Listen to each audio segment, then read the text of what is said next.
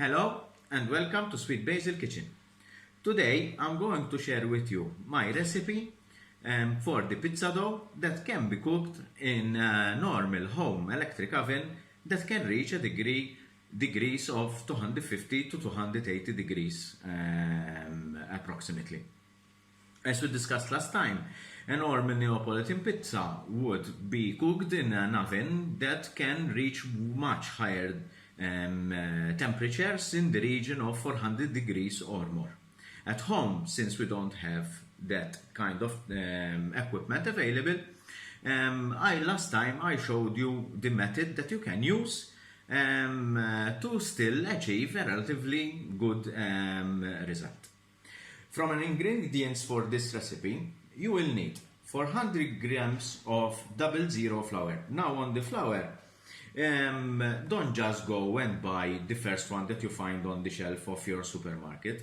Please look at the table of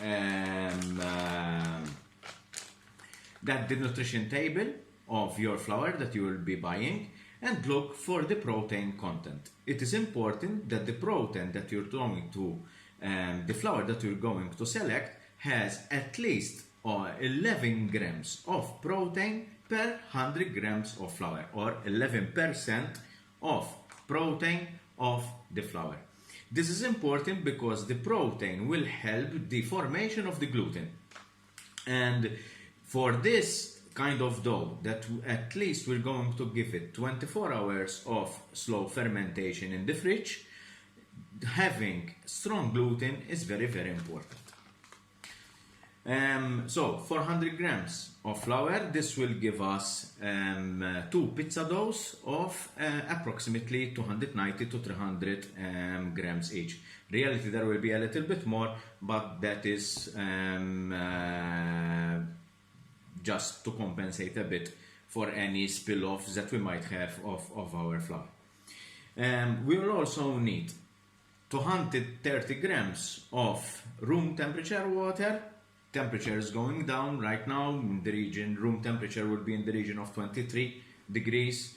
Usually the ingredient temperature will be 1 degree less than that, and we're going to hand knead this dough. So we're not going to introduce any more additional heat to the mixture. So 230 grams of water. The yeast, I usually use fresh yeast. The quantity that I'm going to give is based on fresh yeast. If you're going to use the sachets yeast, you have to divide the quantity that I'm going to give by 3. Okay? For this recipe, you will need 0.8 grams of fresh yeast. To calculate your yeast, I suggest you use a scale, a digital scale like this one, that is very accurate, and it gives also double digit in terms of accuracy. You can find this at Amazon or on eBay, but for this kind of recipes that will only consume very little amount of yeast, I strongly suggest that you buy a scale like this. You will need 12 grams of normal sea salt, 24 grams of extra virgin olive oil, and 7 grams of sugar. As I said, this is going to be hand kneaded, and the whole process will be actually divided into 3 videos. Why? Because the videos will follow the 3 main phases of the dough preparation. That is, phase 1 we're going to do today, which is the preparation of the dough, and the first phase of the fermentation. That will take a good 24 hours. Basically, we're going to leave that in our fridge. Then, past that amount of time, we'll take out the dough from the fridge. We'll leave it for 2 hours to gain temperature, get very close to the room temperature, and then we will pass at what is called in Italian di staglio, that is the cutting of the dough into the pizza balls that we said they are going to be in the region of 290 to 300 degrees, to 300 grams. Past that time, then it will be the last stage of our dough, that is the opening of the dough to prepare it to take the condiments to be cooked. I already showed you a bit this last time, how I was opening the dough to prepare it to be cooked. So let us start from here. So you put the flour in a bowl. You take your yeast, very little amount of yeast as you can see, and you crumble it into the flour. You take your sugar, you add it.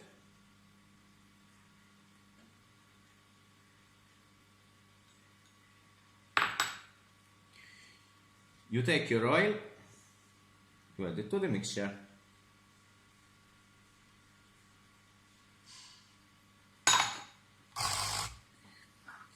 Your water, add a bit of the water to the salt to start melting a bit, and you add it the rest to the mixture.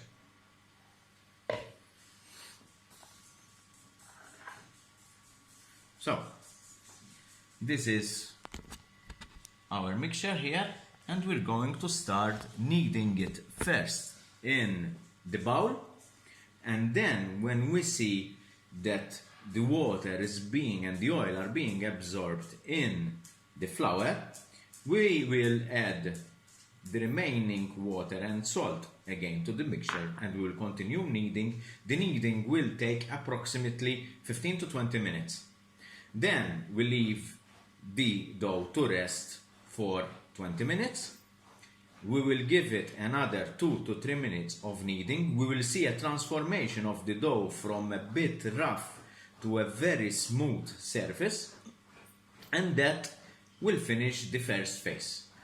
We will take that ball of dough, we will put it in a container, and we'll put it in a fridge. The fridge needs to be set at approximately 4 degrees.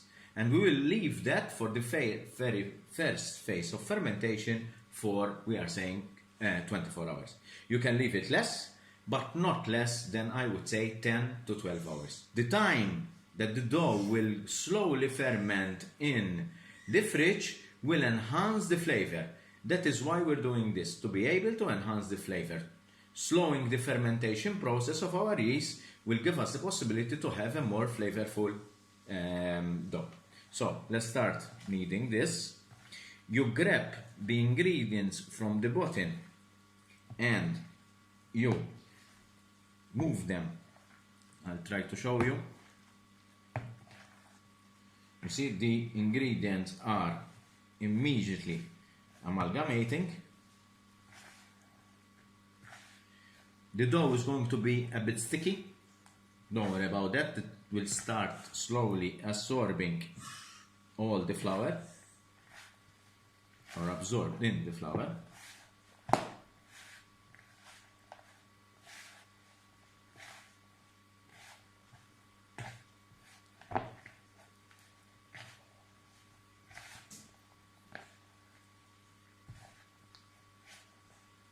Now we're going to add,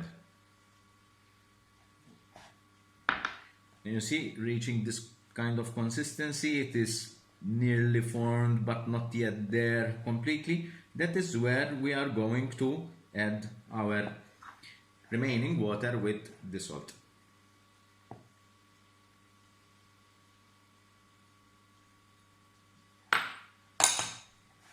And you continue to knead as we were doing before.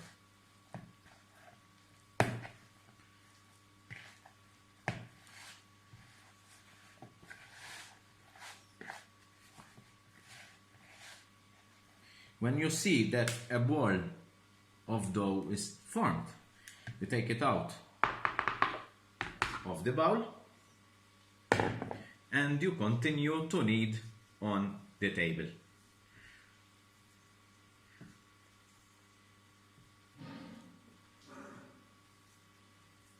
And you do this for a good 15 to 20 minutes. Make sure you collect all the pieces of the dough.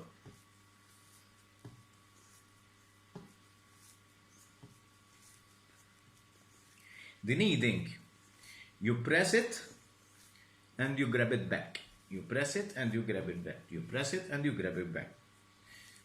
Turning the dough by 90 degrees every time, using your other hand. For this quantity of dough, hand kneading is very easy. There isn't much quantity of ingredients. It can obviously get difficult when you are increasing then the amount of pizzas that you will be doing. The more you need, the more the dough will start to firm up. The water will continue to be absorbed and the ingredients will continue to amalgamate. And at this moment, we will be creating our gluten layer. Right now, with the kneading, we are doing two things in reality. One is incorporating air. The moment we are grabbing our dough, stretching it and folding it back, we are trapping air inside our dough. Second, we are also creating what is called la maglia glutenica. What does it mean? That is the walls of gluten that are there to hold the carbon dioxide produced by the yeast when they react with the flour and they produce carbon dioxide. That air is what will help us puff the dough once we are cooking it in the oven. That's why kneading is very, very important. And you need to give it its time.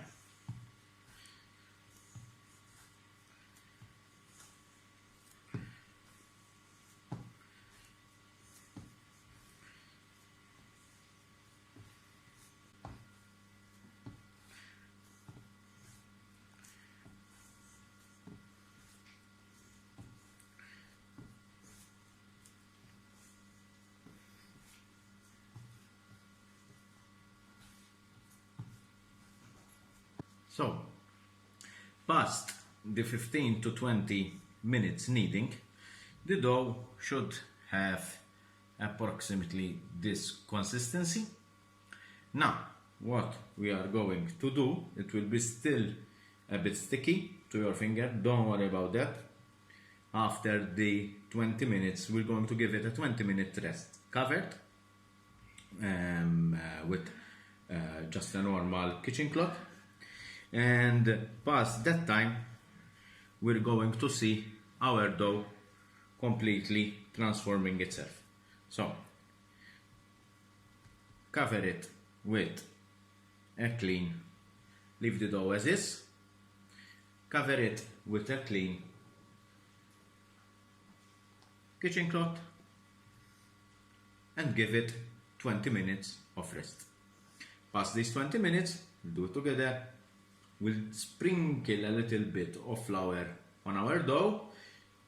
We will see it change completely from a rough and sticky dough. It will be smooth and easier to handle because it will be less sticky and nearly ready to go into the fridge for our first hours of fermentation.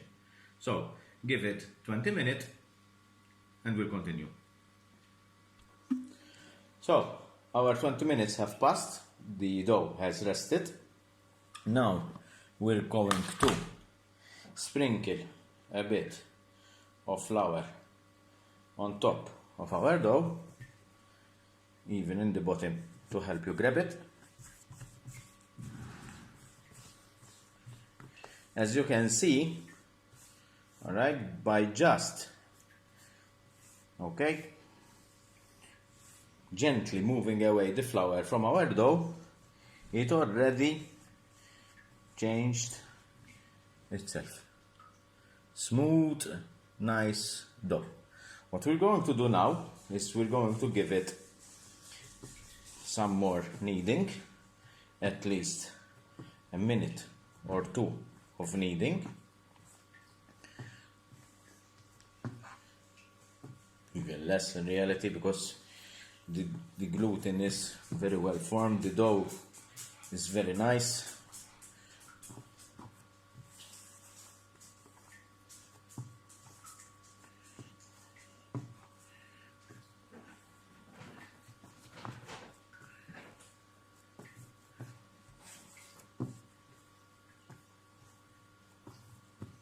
If you see that it is a bit sticky, just help yourself with some more, very little amount of flour. As you can see, our dough is practically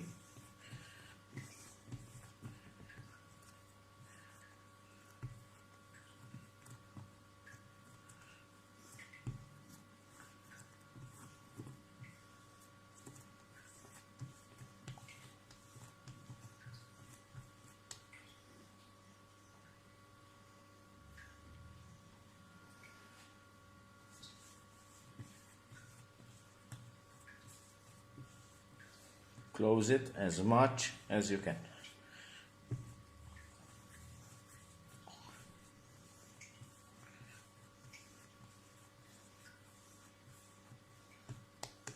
And the dough is ready. Now what we're going to do is we are going to place it back in our original container. We're going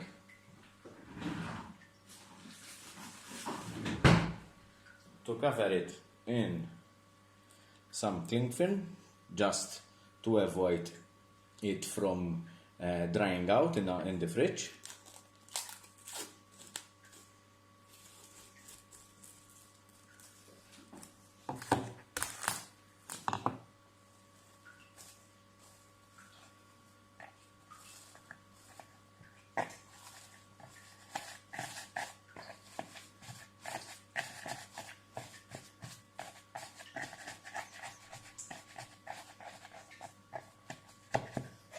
As you can see, the dough is covered in cling film. Now, just a matter of putting it in the fridge and let it rest for 12 hours minimum. I would recommend, to achieve the best result, give it 24 hours. Thank you very much. I hope this video was informative to you, and I hope that now your knowledge of how you do pizza increased a bit. If you liked what you see, please give me a like on my page. Thank you very much. We will meet on the next video when we take this dough and we will pass to the next phase, which is the cutting of the pizza balls in the 300 approximately grams size. Thank you very much. Bye.